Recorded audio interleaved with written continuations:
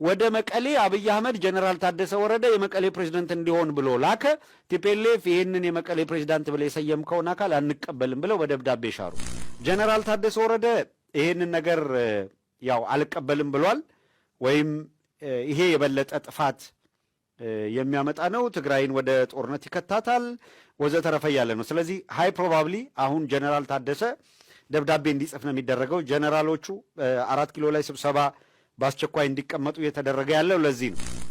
ጀነራል ታደሰ አላስረክብም ካለ ባለፈው እንደነገርናችሁ መቀሌ ላይ ጥይት መተኮሱን ጀነራል ታደሰ እንዲጀምረው ይደረጋል ማለት ነው። የ4 ኪሎ ጦርነት ነው፣ የውክልና ጦርነት በጀነራል ታደሰ በኩል እንዲጀመር የማድረግ እንቅስቃሴ ነው የሚሆነው። ሶ ሃይ ፕሮባብሊ አብይ አህመድ ከጦርነት ተቀሰቀሰ ሳይባል ምርጫ ማድረግ አለብኝ የሚለው ድምዳሜ ላይ ከደረሰ ሊያደርግ የሚችለው እነዚህን ኮሚኒኬሽኖች በሙሉ ማቋረጥ ነው። ከሆነ በትግራይ በኩል የሚኖረው ሪያክሽን ምን ይሆናል? ያላቸው ምርጫ አድርገው ሊወስዱ የሚችሉት አብይ እስኪያጠቃ መጠበቅ ሳይሆን አጥቅቶ መንቀሳቀስ ወደ መንቀሳቀስ ይሸጋገራሉ ማለት ነው። ይሄ ሴናሪዮ ማለት ትግራይ ማነው መቀሌ ላይ እነ ታደሰ ወረደ የማይጀምር ከሆነ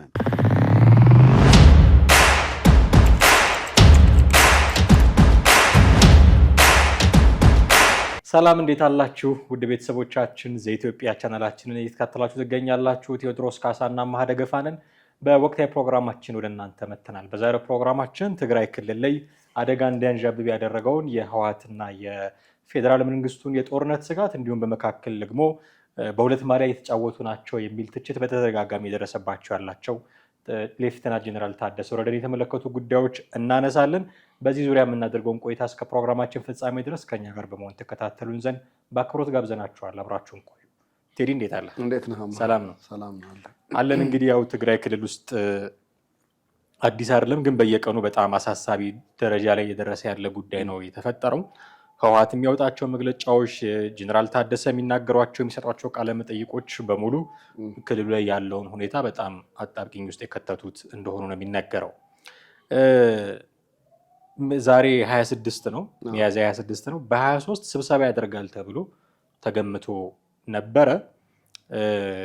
በዛ የተነሳ አዲስ ፕሬዚዳንት ይሾማሉ ተብሎ ታስቦ ነበረ። ይሄ ደግሞ ጦርነት ለመክፈት የመጨረሻው ደረጃ ነው የሚሆነው ተብሎ ተሰግቶ ነበረ። ስብሰባም አልተደረገም፣ የመረጡትን ፕሬዚዳንት የለም። ይሄ ለምን ሆነ የሚለውን ነገር በማንሳት ብንጀምር ደስ ይለኛል። ምክንያቱም በቃ ህወሓት እንደዚያ እንደውም ራሳቸው ታደሰ ወረደ ነበሩ ፕሮግራሙን በዚህ ጊዜ እንዲያደርጋሉ ብሎ ለቴዲ ሲነግሩት ነበር። ሌሎችም ሚዲያ ላይ የሚሰሩ ሰዎች ምናልባት ኤዲተራችን ይጋብዘናል። ወደ መቀሌ አብይ አህመድ ጀነራል ታደሰ ወረደ የመቀሌ ፕሬዝዳንት እንዲሆን ብሎ ላከ። ቲፒኤልኤፍ ይህንን የመቀሌ ፕሬዝዳንት ብለ የሰየምከውን አካል አንቀበልም ብለው በደብዳቤ ሻሩ። ደብዳቤ ወደ ተግባር ሊቀየር ነው። ወደ ተግባር የሚቆየረው አሁን ሚያዝያ የሀሳብ የተለየ ነገር ለውጥ እስካልተደረገ ድረስ በ23 አሁን 20 ነው ይመስለኛል። ዛሬ አይደለም ትላንትና ገብርኤል ነበረ፣ ዛሬ 20 ነው። እንግዲህ በ23 ቀን ማለት በ23 ቲፒኤልኤፍ በሚያደርገው ማነው የጊዜያዊ አስተዳደር ማነው ከ6 ዓመት በፊት ተመርጦ የነበረው ምክር ቤት ይሰበሰባል። የሚሰበሰበው ምክር ቤት የክልሉ ፕሬዝዳንት ሆኖ በሽግግር ሂደት ውስጥ እንዲመራ ስያሜ ይሰጣል። ይሄ ምክር ቤት የሚሰጠውን ውሳኔ የሚያሳልፈውን ውሳኔና የሚሰጠውን ሹመት የቲዲኤፍ የሚባለው ትግራይ ላይ ያለው ኃይል እቀበላለሁ ብሏል። ማንም ይሁን ማን ምክር ቤቱ ወስኖ ይሄ ፕሬዝደንት መሆን አለበት የሚለውን እንቀበላለን የሚል አቋም ይዘው እየተንቀሳቀሱ ነው የሚገኙት። ጀነራል ታደሰ ወረደ ይሄንን ነገር ያው አልቀበልም ብሏል።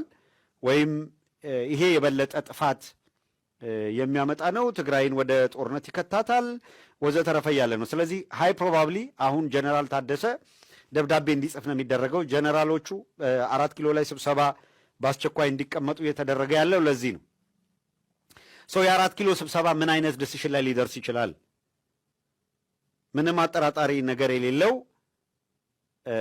ጀነራል ታደሰ ከኃላፊነት ተነስቶ የተሾመው ኃላፊነቱን ይቀበል ሲባል ጀነራል ታደሰ አላስረክብም ካለ ባለፈው እንደነገርናችሁ መቀሌ ላይ ጥይት መተኮሱን ጀነራል ታደሰ እንዲጀምረው ይደረጋል ማለት ነው። የ4 ኪሎ ጦርነት ነው፣ የውክልና ጦርነት በጀነራል ታደሰ በኩል እንዲጀመር የማድረግ እንቅስቃሴ ነው የሚሆነው።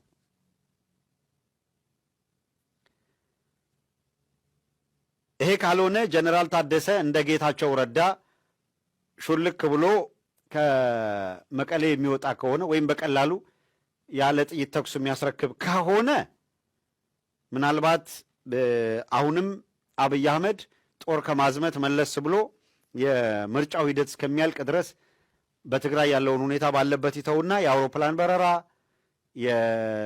ምንድነው የየብስ ትራንስፖርት እንዲቋረጥ ያደርጋል። አሁን እንኳን ያው ኦልሬዲ በጀት ምናምን የተቋረጠ ስለሆነ እነዚህ የድኮማ በጀቶች ምናምኖች ስለተቋረጡ የነዳጅ የምን ምርቶችን በሙሉ ኦልሬዲ ስለተቋረጡ በይፋ ሙሉ በሙሉ ግንኙነት በመጀመሪያው ጦርነት ጊዜ እንደምታስታውሱት የፌዴራል መንግስት ተቋማት ከትግራይ ካሉ የመስሪያ ቤቶች ጋር ምንም አይነት ግንኙነት እንዳያደርግ ብለው ከልክሎ ነበር አብይ አህመድ ወደ ጦርነት ሊገባ ሲል። እነሱ ተመርጠናል ብለው ተቋማቱ እንዲቀጥሉ አረጉ። ትግራይ ላይ ያሉ ካቢኔዎች፣ የመንግስት መስሪያ ቤቶች፣ ሚኒስትሪያል መስሪያ ቤቶች ለምሳሌ ጤና ሚኒስትር ትግራይ ላይ ካለው ጤና ቢሮ ጋር እንዳይገናኝ ማለት፣ ግብርና ሚኒስትር ትግራይ ላይ ካለው የግብርና ቢሮ ጋር እንዳይገናኝ በማድረግ የግንኙነትን መቁረጥ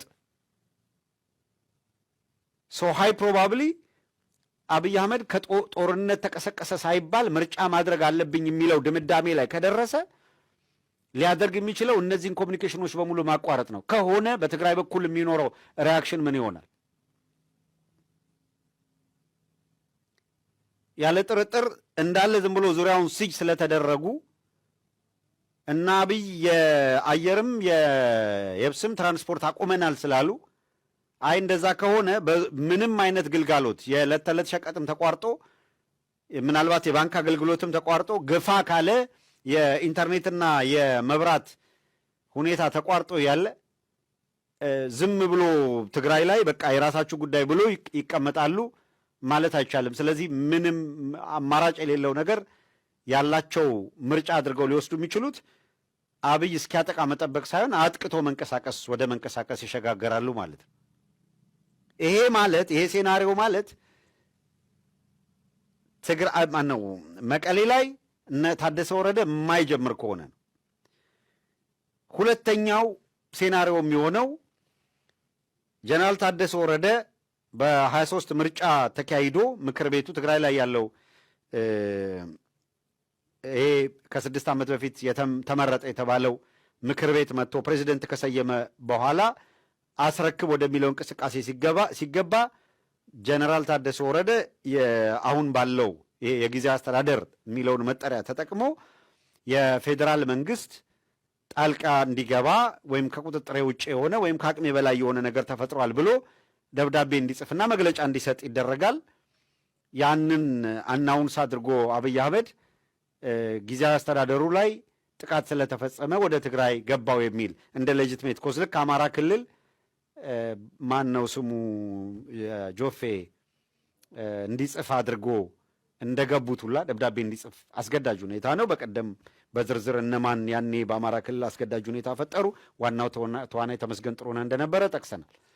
ስለዚህ ሊሆን የሚችለው ሌላው በዚያው መሰረት ታደሰ ወረደ በሚጽፈው ደብዳቤ እንደ ሌጂትሜት ኮዝ ተቆጥሮ ሰራዊት ማንቀሳቀስና ወደ ተኩስ መክፈት ይሄዳሉ።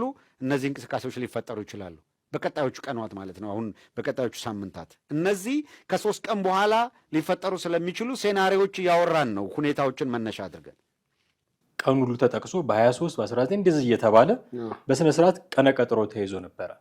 ሁሉም ሰው በስጋት ነበር ያንን ቀን የሚጠብቀው፣ ግን ያለምንም ኮሽታ አለፈ እሱ ቀን። ከዚህ ጀርባ ያለው ነገር ምንድን ነው የሚለውን ማየት ብንጀምር ደስ ይለኛል። ከዚህ ጀርባ ያለው ነገር ፌዴራል መንግስቱ ላይ ስጋት መልቀቅ፣ በቃ ስጋት መልቀቅ አሁን አላማቸው የነበረው እንደዛ ነው ብለን ልታስብ የምትችለው። ምክንያቱም በሙሉ ያሉበትን የሄዱበትን ያለው እንቅስቃሴዎች በሙሉ ስታያቸው ፌዴራል መንግስት ምን ያህል ለኛ ጆሮ ሰጥቶናል፣ ምን ያህል የፌዴራል መንግስት አይን እኛ ጋር ነው ያለው፣ እንደገና ምን ያህልስ እግር በእግር እየተከተለን ነው የሚሉትን ነገሮች ለማወቅ ይፈለግ ስለነበረ እንደዚህ አይነት ነገሮች ኦብቪየስሊ ከዚህ በፊትም ያደርጋቸው ከነበሩት በመነሳት ነው። በነገራችን ላይ ይህን የምልህና እነዚህ ነገሮች ፌዴራል መንግስት ላይ አንደኛ የሆነ ነገር ለመፍጠር ነው፣ ሁለተኛ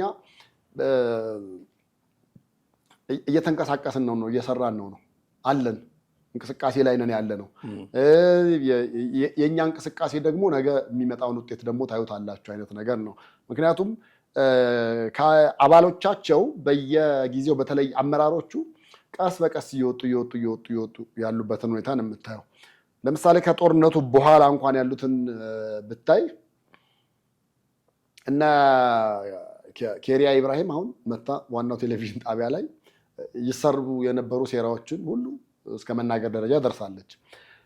ኬሪያ ያንን ስትናገር ስታወጣ በጣም ካወጣችባቸው ሴክሬት ተብለው ከሚባሉ አይነት ነገሮች መካከል አሁንም በህወሓት መካከል መተማመን ችግር እንዳለ፣ የእርስ በርስ መተማመን ችግር እንዳለ አንደኛ፣ ሁለተኛ ጌታቸው ሄዶ ከፌዴራል መንግስት ጋር ተደመረ።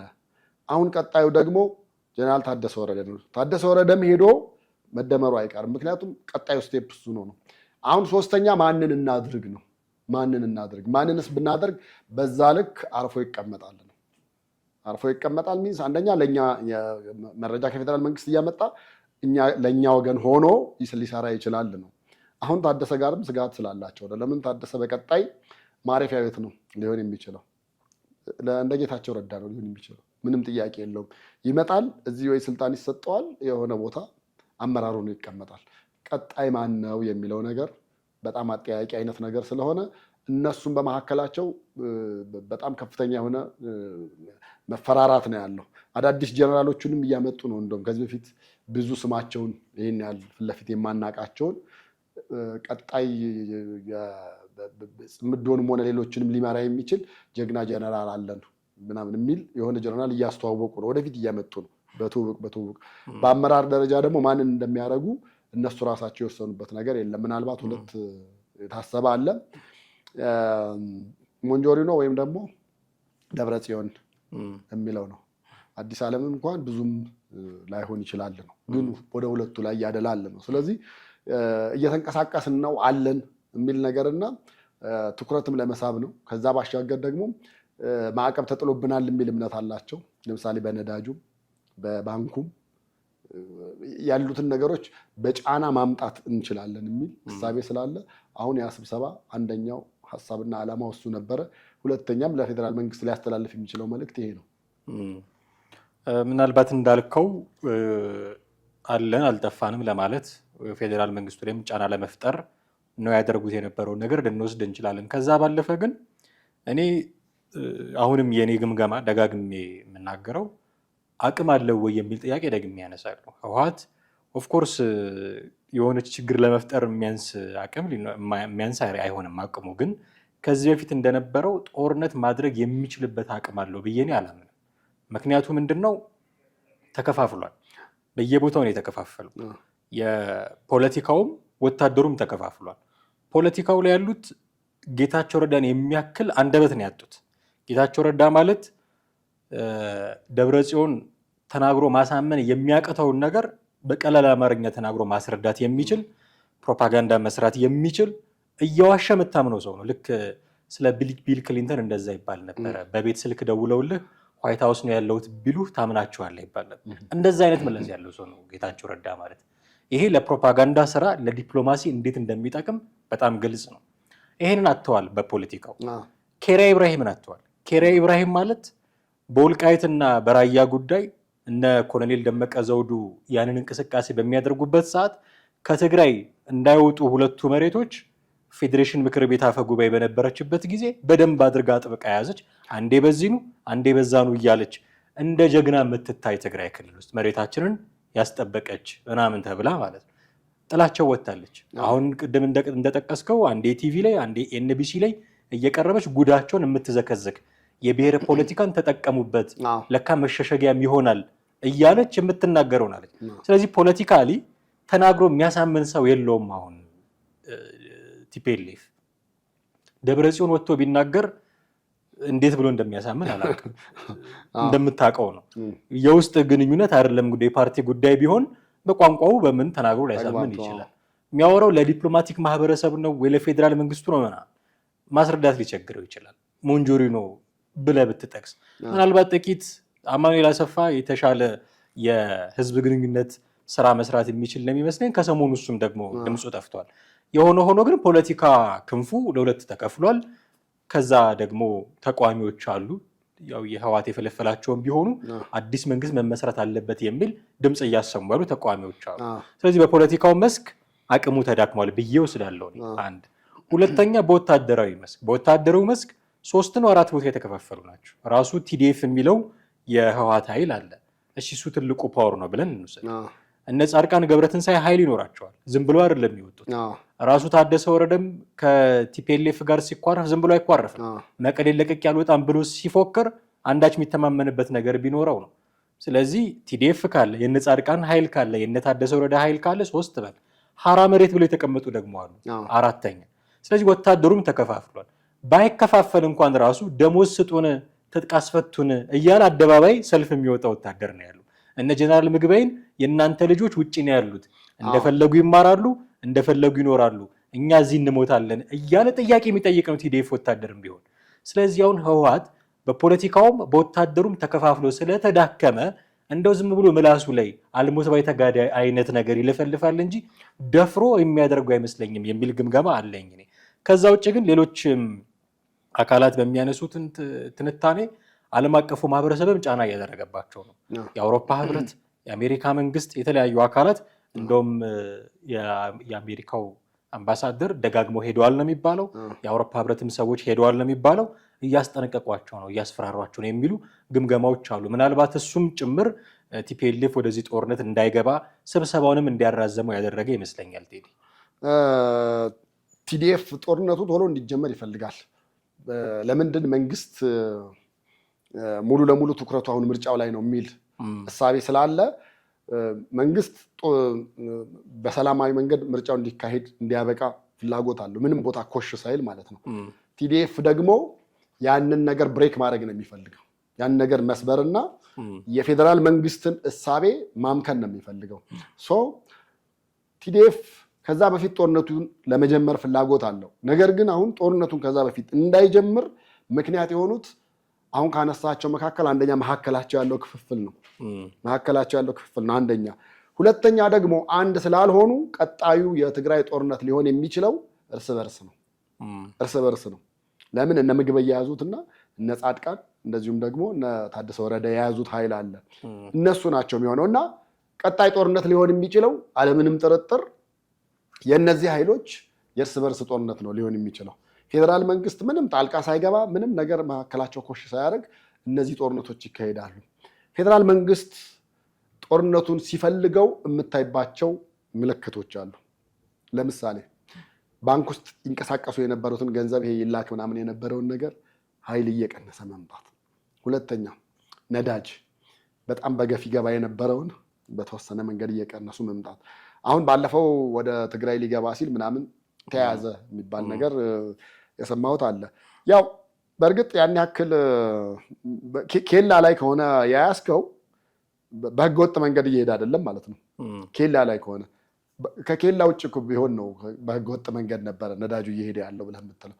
በፊት ለፊት ነበረ እየሄደ ያለው። ነገር ግን አሁንም ፌዴራል መንግስት ስጋት አለው። ጠቅላይ ሚኒስትሩ በዚህ ጉዳይ በጣም ደጋግሞ የተናገሩት ነገር ነው። ምክንያቱም ይህቺ እንደቀላል እዛ የምትሄደው ነዳጅ ሰብስበው ይዞ ለጦርነቱ እንዲጠቀምበት ምክንያት ይሆናል ነው።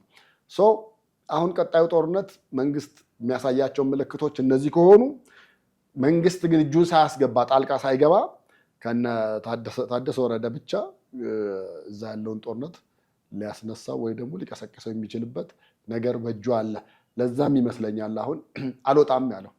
አልወጣም ማንም የነካኝ የለም እንደ ጌታቸው ረዳም በዚህ በኩል ወጣ በዚህ ገባ ምናምን ተብዬ ሳልባል ቁጭ ብዬ የሚሆነውን አያለሁኝ ብለው በልበ ሙሉነት እስከመናገር ደረጃ የደረሰው ኃይል ስላለው ነው። ኃይል ባይኖረው ከሜዳ ተነስቶ ያንን አይናገርም። ከዛ ባሻገር ደግሞ የህወሓት ሌላም ኃይል አለው በሱዳን ውስጥ ተጠልሎ ተቀምጦ ያለ ያንን ኃይል በተወሰነ ጊዜ ሊያመጣው ሊያስነሳው ይችላል ነው። ምናልባት እምነት ስለሌለው ከኤርትራ ጋር ኤርትራ ውስጥ አላስቀመጠም እንጂ ሌላ ቦታም ደብቆ ያሸሸገው የጦር ኃይል ሊኖር እንደሚችል ነው የሚታሰበው። ነገር ግን ያ ሁሉ በጀትን ይጠይቃል። ጦርነቱ በቶሎ ካልተጀመረ በጀት ይጠይቃል። በውጭ ያለው ዳያስፖራው የትግራዩ ደግሞ ሁሌ ይሰጥ የነበረውን እስከ ቅርብ ጊዜ ድረስ እየተደለለ ነበር። ችግር የለም በቃ 4 ኪሎ እንገባለን ያን ጊዜ ስንገባ በመንግስታችን እናስባቸዋለን አይነት ነገር ማለት ነው። እና አሁን ባለው ኮንዲሽንም በእርግጠኝነት መናገር የምትችለው ዳያስፖራው ሳፖርት ማድረጉን በብዙ ነገሮች አቁሟል። አንደኛ እየሆኑ ያሉት ነገሮች ለድል የሚያበቁ አይደሉም። ሁለተኛ የትግራይ አክቲቪስቶች ብለህ የምትላቸው በፊት በጣም ይታመኑ የነበሩት በፊት በጣም ለነሱ በጣም ፕሮፓጋንዳ ይሰሩላቸው የነበሩት አሁን ማን ነው አጠገባቸው ያለው ነው። ከዛም አልፎ ትግራይ ውስጥ ያለ ጋዜጠኛ በሙሉ እየጠፋ ወደ መሀል ከተማ እየመጣ ነው። አንዳንዱ በሱዳንም አንዳንዱ የተሻለ ነገር ከሌለ በኤርትራም እየሞከረ ያለበት ሁኔታ ነው ያለው። እነዚህ ሁሉ ነገሮች ባሉበት ሁኔታ ላይ ህወሓት ከዳያስፖራው ያለውን ተአማኒነት አጥቷል። ከዛ ባሻገር ወደ ጦርነቱ ለመግባት ያለው አንድ አማራጭ እቺ ከምርጫ በፊት ያለች ነገር ብቻ ነው ልትሆን የምትችለው። ከዛ ውጭ ምንም ነገር ማድረግም መጀመርም አይችልም። ስለዚህ ባለፈው በነበረው ጦርነትና አሁን ሊከሰት ይችላል ተብሎ በሚሰጋው ጦርነት መካከል ትልልቅ ለውጦች እንዳሉ ታስተውላለህ። ከነዚህ ለውጦች መካከል አንዱ የዓለም አቀፉ ማህበረሰብ ምልከታ መቀየሩ ነው እና ባለፈው የነበረው ጦርነት ላይ የሲኤንኤን ጋዜጠኞች ጭምር ትግራይ ክልል ድረስ ሄደው እንዲተደረገ እንዲሆነ የሚሉ መረጃዎች ይሰሩ ነበረ። የአሜሪካ መንግስት ከአጎዋ እስከማገድ ድረስ የኢትዮጵያና የኤርትራ ባለስልጣናት ላይ የአማራ ክልል ባለስልጣናት ላይ የጉዞ እገዳ እስከ መጣል ድረስ ተጽዕኖ ያደርጉ ነበረ። የአውሮፓ ህብረትም ሌሎችም በተመሳሳይ። አሁን የሚያስፈራሩት ጭራሽ ቲፒኤልኤፍን ሆኗል። እንዳትጀምሩ ይህንን ጦርነት እንደዚህ አይነት የሚል አቋም እየያዙ እንደመጡ ነው የሚነገረው በተለያየ አማራጭ። እነሱ መጀመር ፈልገው ነበረ። የዓለም አቀፉ ማህበረሰብ ግን እያስጠነቀቃቸው ነው፣ ተጀምሩና ይህን ጦርነት ለእናንተ ነው የሚከብደው የሚል። አትሊስት አሜሪካን እንኳን ብንወስድ ምንድነው ማለት እንችላለን ፍላጎቷ? ከዚህ በፊት የነበረው ፍላጎቷ ይታወቃል። ኦፍኮርስ በጆ ባይደን ጊዜ የነበረ አስተዳደር ነው። አሁን ትራምፕ ነው ያለው። ትልቅ ለውጥ ሊሆን ይችላል። የትራምፕና የባይደን የአመራር ልዩነት በጣም ትልቅ ለውጥ ሊያመጣ ይችላል። ግን ምን ቢሆን ነው ፍላጎቷ በዚህ ደረጃ? ከዚህ በፊት ምናልባት እዛ ያሉ ሎቢስቶች የህወሓት ሎቢስቶች እንደ ድሮው መሆን አቅቷቸው የገንዘብ መዳከመም ሊኖር ስለሚችል መቀስቀስ እንደ መሟገት አቁመው ይሆን? ወይ ደግሞ አሜሪካ ስትራቴጂዋን ቀይራ ይሆን? ወይ ደግሞ ይሄ መንግስት እና የአሜሪካ መንግስት የተሻለ ግንኙነት ፈጥረው የተሻለ ንግድ ወይ ደግሞ የተለየ ትብብር አይነት ፈጥረው ይሆን? የምናውቀው ነገር የለም። እውነቱን ለመናገር ግን ፍላጎቷ ሰምሃው እንደተቀየረ ታያለ። ወደ ኢትዮጵያ መንግስት ኢንክላይንድ ያደረገ ፍላጎት እንዳላት ከቲፒኤልኤፍ አንጻር ነው የምታየው። እና ምንድነው ያመጣው ይሄንን የአሜሪካ ፍላጎት መቀየር ብዬ ነው። ብዙ ጊዜ እንደዚህ የተራዘመ ጦርነት አሰልቺ ነው የሚሆነው ለየትኛውም ዓለም ለየትኛውም ሀገር። አሁን ኖ ፒስ ኖ ዋር አይነት ነገር ነው ያለው የፌዴራል መንግስትና ህወሓት መካከል ማለት ነው። አንደኛ። ሁለተኛ ደግሞ እነሱ በጣም ደጋግመው በሚያነሱት ነው የፕሪቶሪያው ስምምነትን ደጋግመው ያነሳሉ። ግን ደጋግመው ባነሱት ነገር ነው መልሰው እየተረቱ ያሉት። ለምሳሌ ከዛ ላይ ካሉት ነገር ብታነሳ የዲዲአር ነገር የተነሳ አለ። ትጥቅ መፍታት የተነሳ ነገር አለ። ትጥቅ መፍታት ማለት ሙሉ ለሙሉ ትጥቅ ፈተው ወታደሮቹም ልክ እንደ ኦነግ ሸኔና እንደሌላው ወደ ተለያየ ተቋማት የሴኩሪቲ ተቋማት ውስጥ መግባት የፈለጉት ተሐድሶ ስልጣን ተሰጥቷቸው እንዲገቡ አይነት ነገር ነው። አያንገባም የሚሉ ካሉ ደግሞ በተለየ መንገድ አለ። አሁን ትግራይ ውስጥ ግን ትጥቅ የፈታ አለው የለም። ትጥቅ ማስረከብ ማለት የድሮ መሳሪያ የተቀበረን አምጥቶ መስጠት ነው ወይ እየተባለ ነው ያለው አይደል? ከዛም ባሻገር ህገ መንግስቱን አከብራለሁ የሚል ነበረ። ምክንያቱም ራሳቸው ጽፈው ያዘጋጁት ህገ መንግስት ነው። ህገ መንግስቱን ማክበር የሀገሪቱን ጠቅላይ ሚኒስቴር እንደ ጠቅላይ ሚኒስትር አይቶ እንደ መሪ አይቶ ተቀብሎ መቀመጥ አንደኛው ነገር ነው። አሁን እሱ በምንም ሊዋሃድላቸው ሊዋጥላቸው አልቻለም። በቃ ምንም ለመቀበል ፍላጎት የላቸውም። እንደምናየው በጣም ብዙዎቹ እዛ ያሉ ያወሩላል፣ ይፎክራሉ፣ ምን ይላሉ። ልክ ወደ ማዕከላዊ መንግስት መምጣት ሲፈልጉ ደግሞ አሁን ደብረጽዮን በዛ ልክ እንደዛ የፋነነ ሰውዬ እዚህ መጥቶ ጠቅላይ ሚኒስትሩን ለማግኘት ቀጠሮ ይያዝልኝ ደጅ ጥናት ላይ ነበረ። ከዛ በኋላ እዚህ መጥቶም ራሱ በቃ እንደ አንድ ተራ ግለሰብ ነበረ እንትን ብሎ የሄደው።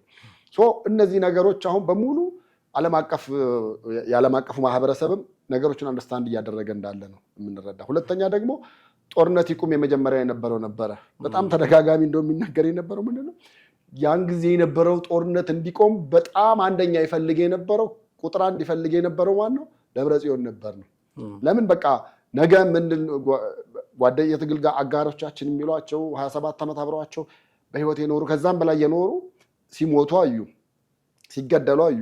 ከዛ ጌታቸውን በየቀኑ እየደወለ ሂድና ተፈራረም እያለ ይለኝ ነበረው እሱ ነው። ሂድና ተፈራረም ይለኝ ነበር። ሂድና ደግሞ አሁን ሌላው አስገራሚው ነገር ደግሞ ምንድነው ያን ጊዜ ሄደው የተፈራረሙት ሰዎች በሙሉ አሁን ከፌደራል መንግስት ጋር እየሰሩ ነው። ምንም ነገር በግራ በቀኝም ብታያቸው ህወሓት ነጥብ የጣለባቸው ነገሮች ናቸው የምታየው። አደራዳሪዎቹ ከፌደራል መንግስት ጋር ናቸው። ለድርድር የተነሱት ሀሳቦች በሙሉ የፌደራል መንግስት እየተገበረ ነው፣ ህወሓት እየተገበረው አይደለም። ሌሎች ነገሮችም እንደዛው ሙሉ ልናነሳቸው የምንችላቸው እነዚህ ነገሮች ይመስሉኛል። እንግዲህ እነ ማሲንጋን ጨምሮ ሌሎቹም ዓለም አቀፍ ተቋማትም አሜሪካንም ያለውን ነገር በቃ አምና እንድትቀበልና ከዚህ በኋላ የሚኖረውን ነገር የፈለጉት እየተሾመላቸው ነው ያለው። በዛ መንገድ መሄድ መቀጠል መቻል አለበት ብለው ሌላውም ደግሞ አሁን አሜሪካንም ብትመለከትም የራሷ የቤት ስራ ያለባት ነች። አሁን በተለይ ኢራን ውስጥ ካለው ነገር ጋር የራሷን የቤት ስራ እንኳን ሰርታ መጨረስ አልቻለችም። ልዕለ ኃያልነቷን የሚሸረሽሩ ሁኔታ ውስጥ ነው እየገባች ያለችው። ቅድመ ሁኔታውን እያቀረበች ያለችው ኢራን ነች። ይሄን ነገር ማስመለስ ነው የትራምፕ ዓላማና ፍላጎት እንጂ እዚህ ጋር ያሉት ህወሓቶች እንደው ጤንነታቸው እንዴት ይሆን እንዴት ሆነ ወደ 4 ኪሎ መጠጋት ይችሉ ይሆን ወይ ደግሞ እዛ አካባቢ ተረጋጋ ይሆን የሚለው ነገር ሁለተኛና ሶስተኛ አጀንዳው ነው ሊሆን የሚችለው እንጂ ያን ያህል የሚቀበለው አይደለም። እሱን ትተህ እኮ የጤና ጥበቃ ማነው የወርልድ ሄልዝ ዋናው ዶክተር ቴዎድሮስ ራሱ ያን ጊዜ በጣም ይረዱ ነበረ፣ በጣም ያግዙ ነበረ፣ ለዓለም አቀፍ ተቋማት ያሳውቁ ነበር። አሁን እሳቸው ደግሞ እዛ ከዓለም አቀፍ ተቋማት ላይ እንደመስራታቸው ለሌሎች ዓለም አቀፍ ተቋማት አጋሮቻቸው በሙሉ የማሳወቅ እድሉም ነበራቸው፣ አድርገውታል። አሁን ግን ትተውታል። እሳቸው የራሳቸው የነሱ ሰው ራሱ ትቶታል ነው የምልህ። ይሄ የሚያሳይ የህወሓትን በቃ ዲክላይን መውደቅ ብቻ ልንለው አንችልም። ይሄ መቀመቅ ውስጥ መግባቱን ነው ልታይ የምትችሉ። ለምን ከዛ እየመጡም እዚህ ምስጢራቸውን እየዘረገፉ እየነገሯቸው ነው ያሉት። በቃ የብሔር ፖለቲካን የፈለጉት ለመደበቂያ ነው እንጂ ከህዝቡ ስለሚፈልጉ ነው እንጂ ህዝቡ ከነሱ አንዳችም ነገር የሚጠቀመው ነገር አይኖርም። አሁን ሚያዚያ ነው እንግዲህ ወደ ማለቂያው አካባቢ። ቢያንስ በዚህ በሚያዚያ ውስጥ እነሱ ሙሉ ለሙሉ ሌላ ፕሬዝዳንት መምረጥ ሀሳብና ፍላጎት አላቸው። ያንን ከሌን መርጠናል ብለው ማስተላለፍ ነው የሚፈልጉት። ግን ምንም ኮንዲሽኖቹን ስታያቸው ምንም ነገር የሚያስቀጥላቸው ነገር መሆን አይችልም። ማንስ ታደሰ ወረዳን ሊተካው ይችላል የሚለውም ነገር በጣም ትልቁ ነው። የታደሰ ወረደ ነገር ግን እንደው በሁለት ማሊያ የሚጫወቱ ናቸው። አቋማቸውም አለየም። ወይ የፌዴራል መንግስቱን ሳይድ አልያዙም፣ ወይ የቲፒኤልኤፍ እንደውም ወደ ቲፒኤልኤፍ ያደላሉ። ከስልጣን መነሳት አይፈለጉም እንጂ ጦርነቱን ይፈልጉታል የሚል ክስም ሲቀርብባቸው እንሰማለን። እና የእሳቸውስ አቋም አሁን እንዴት ነው የሚታየው? ባለፈውም በሰጡት አንድ ቃለ ምልልስ ላይ ፌዴራል መንግስት ከበባ ማድረግ የለበትም መልቀቅ አለበት እና እንደውም ስልጣኑ አለኝ ግን ከአቅሜ በላይ ነው ብዬ ፌዴራል መንግስቱንም ወደዚህ አልጋብዝም፣ እኔ ስልጣን የማጣቱ ችግር የለውም የሚል ነገር ጊዜ አስተዳደሩን የመልቀቅ ፍላጎት ሊኖራቸው ይችላል። ግን ከዚህ በፊት የነበረው መንግስት ይመለስ የሚለው ነው የእሳቸው ችግር። በሌላ መንገድ መነጋገር መቻል ነበረብን። አሁን አንዋጋም ማለት ወደፊት አንዋጋም ማለት አይደለም ብሎ በተደጋጋሚ ሲናገሩ ነበር። ይህንን ያነሱና ሰዎች ከቲፒኤልኤፍ ወገን ናቸው እሳቸው ጥቂት ያካሄድ ልዩነት ብቻ ነው ያላቸው እንጂ ከቲፒኤልኤፍ ወገን ነው አቋማቸው የሚሏቸው አሉ። ቲፒኤልኤፎቹ ራሳቸው ደግሞ የፌዴራል መንግስት ስራ ምንድነው ፍላጎት አስፈጻሚ ናቸው ብለው ደግሞ ልክ ጌታቸው ረዳን ይሏቸው እንደነበረ ነው የሚተቿቸው። የእሳቸው አቋም ከየት ነው ማለት እንችላለን? እንደው በሁለት ማሊያ እየተጫወቱ አይነት ነው። የበፊት አቋማቸው እንደሚታወቀው የይሁዳ አይነት ነገር ነው። ቀን ቀን ከክርስቶስ ጋር ውሎ ማታ ማታ ከጸሐፍት ፈሪሳውያን ጋር እንደሚውለው አይነት ነገር ማለት ነው። ቀን ቀን ከጌታቸው ረዳ ጋር ውሎ እራት የሚበሉት የነበረው ከቲፒኤልኤፍ ሰዎች ጋር ነበረ፣ ከህወሓት ሰዎች ጋር ነበረ። እንግዲህ አስበው ያን ነገር አሁን ስልጣኑ ሲመጣና ሲከመርባቸው አማራጭ ማጣት ሆነ። ምክንያቱም ከቲፒኤልኤፍ ወገን ከሆኑና ያ ነገር ፌዴራል መንግስት በደንብ ማስረጃ ከያዘ ካወቀ፣ ምክንያቱም ስልክ በእጁ ነው። ስልክም ጠልፎ ማንኛውን የሚላላኩትን ሜሴጅ ሁሉንም ነገር ሊያየው ይችላል። በዛ ወደዛ የማድላት አይነት ነገር ካየባቸው በጥርጣሬ አይን ሊያያቸው እንደሚችልና ለጌታቸው ረዳ የተሰጠውን እድል እንደማይሰጣቸው በቀጣይ ያውቁታል። እዛ ላይ ፍራቻ ይኖራቸዋል። ነገር ግን ደግሞ እንግዲህ ጀነራል እያለ እያከበረ ከታች ጀምሮ ያመጣቸው ደግሞ ቲፒኤልኤፍ ነው። እዚህ ሲመጡ እኮ ምናምን አሁን አቶ ታደሰ ብለን ነው ልንጠራቸው የምንችለው። ምክንያቱም አይ ቲንክ ከወታደር እንትን ውስጥም ወጥተዋል። ባሉበትም ስታተስ ምናልባት እዚህ ያመጣው የአንድ ወረዳ ውስጥ የሆነ ቦታ ሊሰጣቸው ይችል ይሆናል። እንደ ጌታቸው ረዳ ትልቅ ስልጣን ላያገኙ ይችላሉ።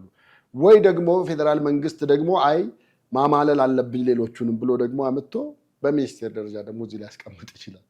ሌሎቹም አሁን እየማለሉ ይመጣሉ። አሁን የጌታቸው ረዳን አዩ አይደለ? የምስራቅ አፍሪካ ምናምን ከዚህ በፊት የሌለ በኢትዮጵያ ታሪክ ውስጥ ሆኖ የማያውቅ የስልጣን ቦታ ላይ ስም ተሰይሞ ተሰጥቶለት ክርስትና ዳቦ ተቆርሶለት መጥቶ እንዲቀመጥ ተደረገ። አሁን ኬሪያንም ትንሽ ጊዜ ጠብቃት፣ የሆነ ቦታ ታገኛለች። ማግኘቷም አይቀር ነው።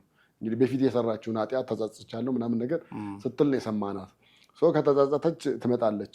ሌሎቹንም አሁን ታደሰ ወረደም ለዛ ያችን ቦታ ማግኘትም ስለሚፈልግ ከዚህ በኋላ መቼም ህወሓት ህይወት ይኖረዋል፣ ህይወት ዘርቶ ወደ 4 ኪሎ ያለው ጉዞ ይቀናለታል የሚል ሀሳብና ግምት ማንኛችንም አናስብም። ማንኛችንም ምናልባት የአስተሳሰብ ያለው እነሱና ደጋፊዎቻቸው ውስጥ ነው ሊሆን የሚችለው።